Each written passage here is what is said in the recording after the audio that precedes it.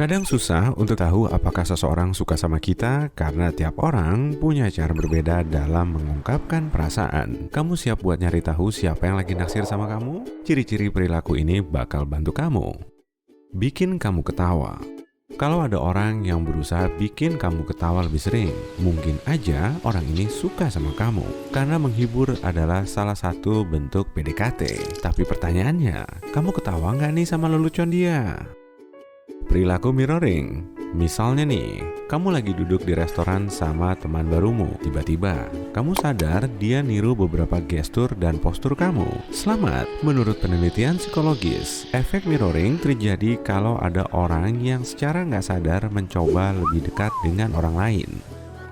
Kalau temanmu meniru ekspresi wajah dan sikap tubuhmu, dia secara nggak sadar merasa kamu cukup menarik sampai dia mengungkapkan rasa suka dalam bentuk nonverbal. Efek mirroring juga menjelaskan sikap pasangan yang menjadi mirip setelah lama menjalin hubungan. Kebanyakan orang nggak sadar dengan hal ini. Sebaliknya, kalau kamu ingin nyembunyiin perasaanmu dari gebetan kamu, perhatikan postur berdiri dan cara bicaramu, lalu coba untuk mengaturnya agar jauh berbeda dengannya. Energi yang sama. Satu lagi tanda ketertarikan adalah menyamai level energi seseorang. Kalau kamu lagi santai di kursi, orang yang suka kamu juga mungkin jadi tenang dan pendiam. Tapi kalau kamu penuh antusias, dia akan memiliki antusiasme yang sama. Perubahan suara.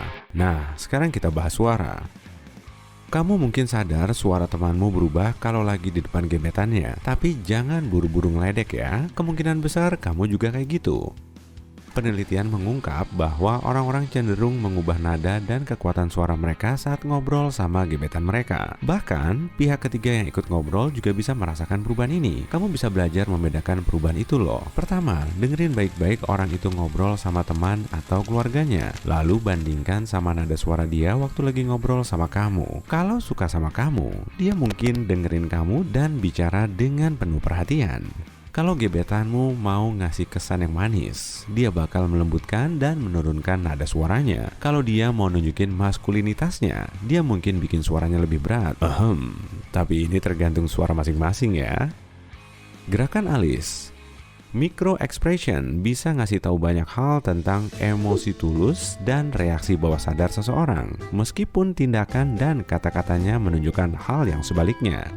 Jadi, waktu kamu lewat di depan gebetanmu, perhatikan alisnya. Emang sih, susah ngelihat alis yang ngangkat sedikit karena gerakan itu terjadi cepat banget. Tapi gerakan itu, terutama waktu orang itu pertama ngelihat kamu, bisa jadi tanda kalau dia tertarik dan senang ngelihat kamu datang.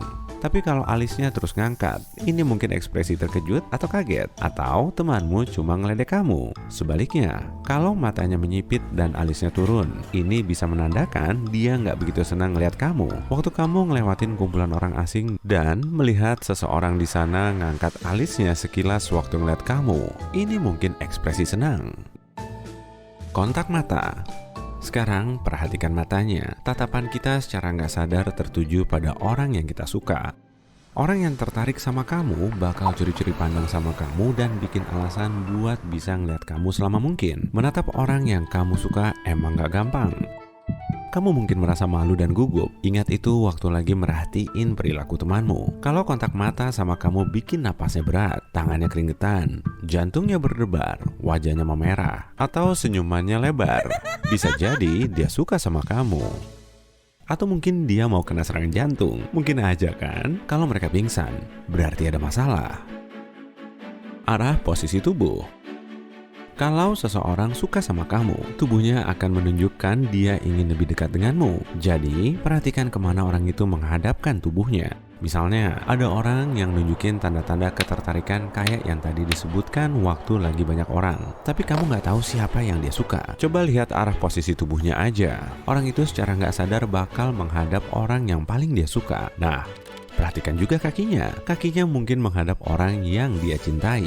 Pasangan cenderung saling berhadapan bahkan di tengah-tengah banyak orang biar merasa aman dan nyaman. Ini bisa jadi tanda kepercayaan dan rasa aman. Keinginan dia buat dekat sama kamu juga bisa kelihatan waktu dia ketawa atau cuma memiringkan badan ke arahmu saat ngobrol. Tapi kalau badannya terlalu miring, sebut dia pizza. Coba dia, ngerti nggak leluconnya? Sentuhan yang nggak perlu. Emang ada sih orang yang suka menyentuh karena dia menggunakan pendekatan fisik yang ramah sebagai alat yang nyaman buat menjalin kedekatan.